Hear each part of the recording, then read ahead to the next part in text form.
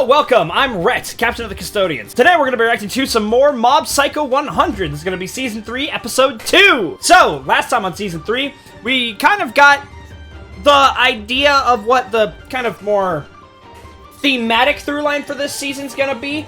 The idea of Mob kind of moving on, maybe not necessarily moving on, but he has built up this support network, right? And he's gotten this confidence in himself. It's more about how will Mob move on through the future, right? Like, how is he going to handle himself going forward?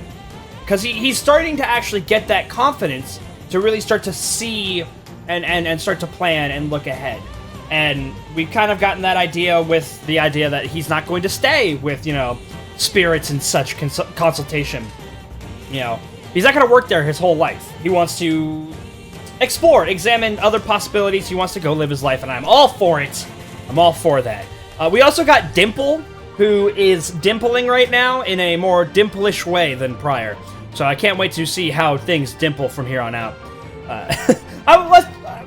Let's just get into it. Now, before we get started, please like, comment, and subscribe. Follow us on our social media links in the top description, like Twitter and Twitch. Then if you will, please go support us on Patreon and get a shout during the video. Boom, right here. Look at all those amazing, super awesome, cool Patreon supporters. They get access to Patreon exclusive polls, our Discord, and following thriller reactions. Now, with all out of the way, let's get started. This is, I was about to do it again. I was about to say Jujutsu Kaisen. This is Mob Psycho, Season 3, Episode 2 on Ga. In 3, 2, 1, go.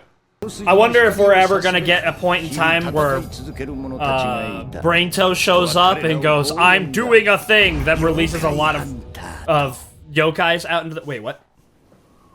Oh, right, I remember this. Hold on. I'm here to Chrono Trigger. This is probably the greatest show ever made. You know, it's, you know, like Breaking Bad, Chernobyl, Mob Psycho. It's not a contest. It's not close. Bryan Cranston did a great job. Stellan Skarsgård, fantastic actors. Regan sweeps. It's not even close, you know? Aaron Paul, fantastic. Peter Dinklage, Tyrion Lannister, earlier seasons of Game of Thrones, unbelievable acting prowess. Doesn't hold a candle to Dimple. Not even close. Doesn't even approach. Oh yeah, we're doing a haunted house. I remember this! We got this far at least. Yeah, get Nito out of here. Alright, mods, deal with Nito. Never mind, maybe Nito's cooking. Maybe Nito's cooking, hold on. That's right, Mob. Make them have pride in their work!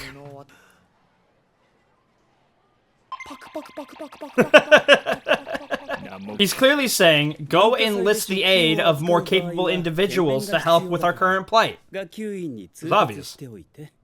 Oh, that's right, it's this guy who was like a horrible asshole in Season 2. But he has like a bad home life or whatever, so it excuses it. It's only gonna cause a noise issue if they suck, alright? Now, obviously Mob's not gonna use his psychic abilities to make this cultural fair better. But Ritsu does not have that kind of mental opinion on his powers, right? He does not have that position. Oh, that's right, he's going to school! That's my boy! I do stuff like this before reactions. Oh, whoa! Isn't that the Fire Emblem Three Houses faction? I'm sure that joke was a little less out of date when we first reacted to this episode. I guarantee you I made that joke in the last one too. Hey, you know what? This is a wacky world. I love how Regan helps. Pokeball, I love how Regan genuinely helps people. It's one of his most endearing qualities. I would be lying if I said I didn't know how he felt. In the hotel business, it is a rarity if somebody not wacky doesn't walk through the door at least once a night.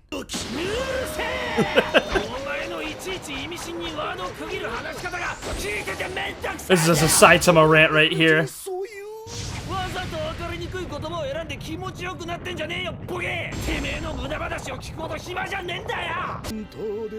So in like a different show, this would actually be the introduction of a new, like, neat faction type in the world, and it's just like a one-off. It also is something that would absolutely happen in the world of One Punch Man, where it's like some grand arc that was going to occur in a typical shonen gets solved in one punch.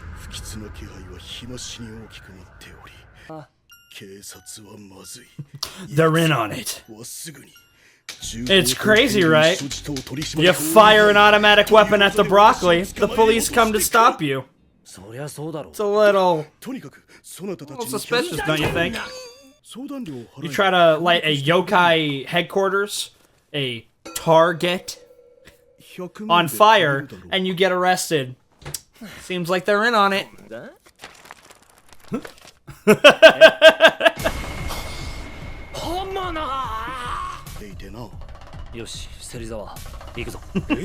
The fate of the world is at stake.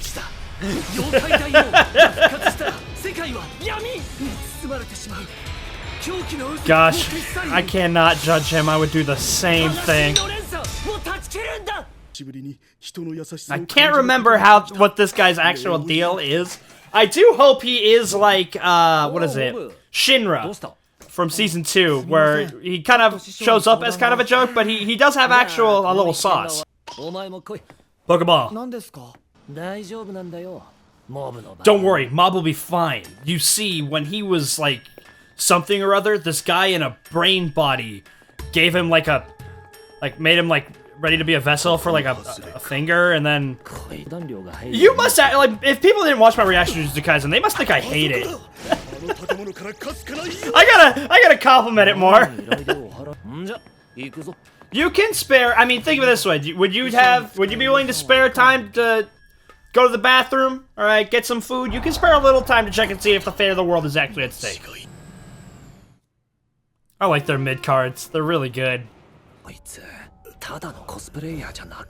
That's what I like. I like when they have those goofy guys, but they're actually serious, you know?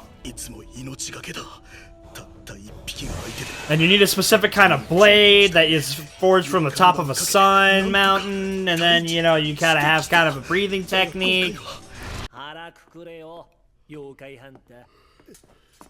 You know, it's a good thing that Mob isn't like Saitama, who's desperately looking for the thrill of the fight, for the ability to improve himself, to, you know, to press. And Mob is looking for literally everything else than that, like not using his power. Because he would very easily put himself in that situation, the same situation as Saitama, where it's like, oh, there's like 7 million yen. How much is that? 70,000? Or 7,000? But as I was saying, like, this is like the 100 yokai horde with the great King Devil of the Yokai. I forgot about that. That's really cool. And, you know, this is legitimately an actual threat, but Mob is just like, man, like, what the hell are we gonna do for the culture festival, man? And never let me said that Regan is a total fraud. He can see ghosts. It's goofy, but there's something genuinely cool about just hardening a bunch of business cards and using them to slice people in half. Very mystical Bullseye-esque. Maharaga? That onion one does genuinely look kind of creepy.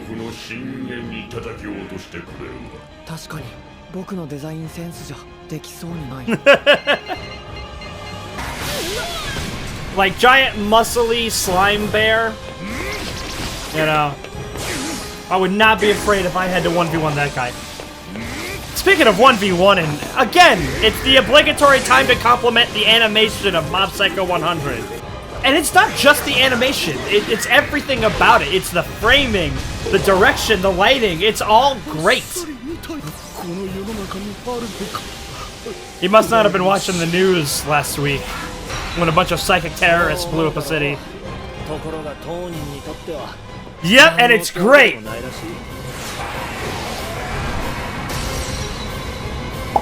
That was a very good home. There we go.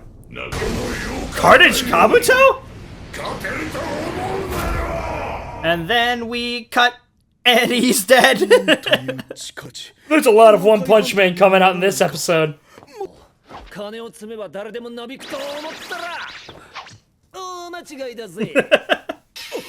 But we did end the cycle of sadness.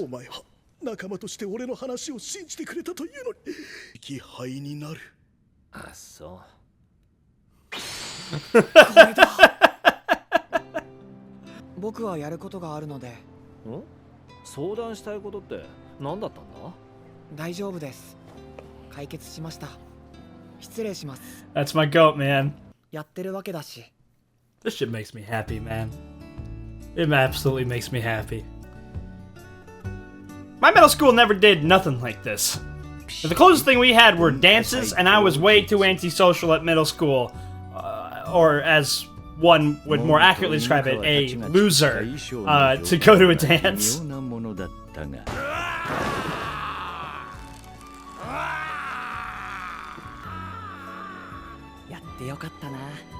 Yeah! This is what happens when you put effort into something, alright? You get something that you're proud of! Mr. Bear's Very Bear Soda. Hey, you know what? Whatever you gotta do to get that #1 position, alright? Oh, show! Okay. Was that just a social visit, or is there... Come on, whenever show shows up, alright?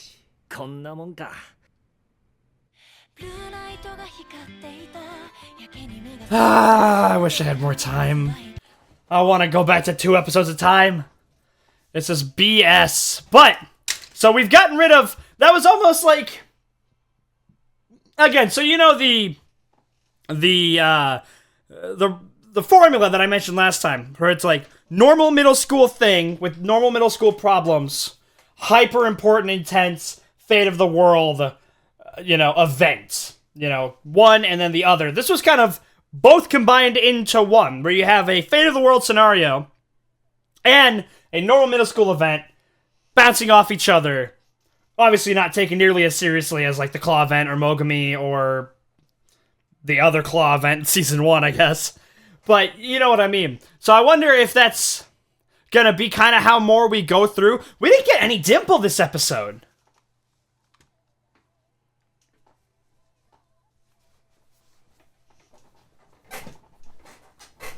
I don't think I've ever really sat down and listened to this outro. It's really good.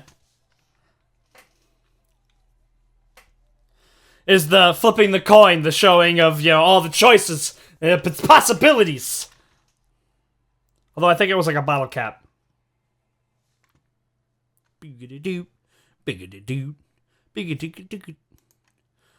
Okay, so episode starts with... Okay, so I want to see... So it starts with... Yeah, it is different. That's great. I didn't notice that at the beginning. These are the yokai hunters. I like that. Wait, isn't that the guy in the top left? That's not what's his name, who was in charge of the psychic producing facility, right? The one where the kids kind of had their own little club. Hunter Danaru. It seems this guy's doing better. I mean, that's something. Good for him, I guess. I can't, if...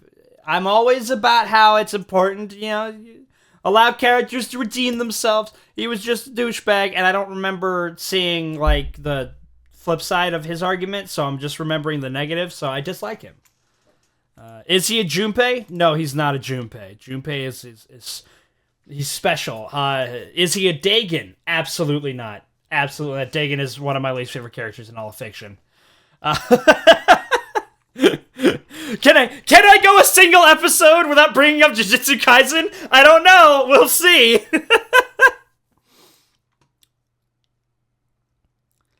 Oh man, it does such a good job with like just the monster designs. They are both equal parts goofy and scary, right? At the same time. Now, obviously, there are some that are designed to be far more goofy than others, and some that are far more intimidating.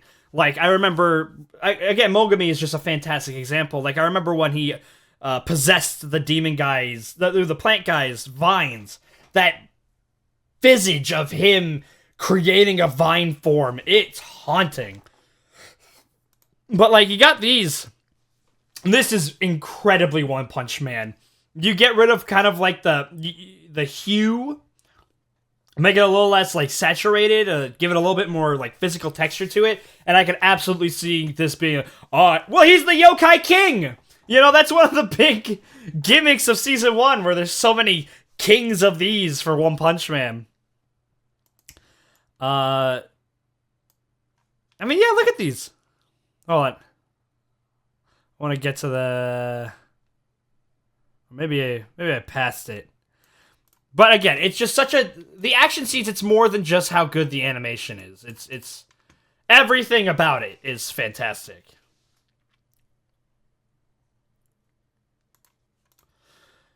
I like... See, again, and I mentioned this last episode, but Hanazawa is kind of like an earlier season version of Mob. Not fully, because he is himself already trying to improve himself. But it's nice having, did I say Hanazawa? Serizawa around. It's nice having him around. I really like Serizawa. And again, it's just cool, making like a sword out of your business cards.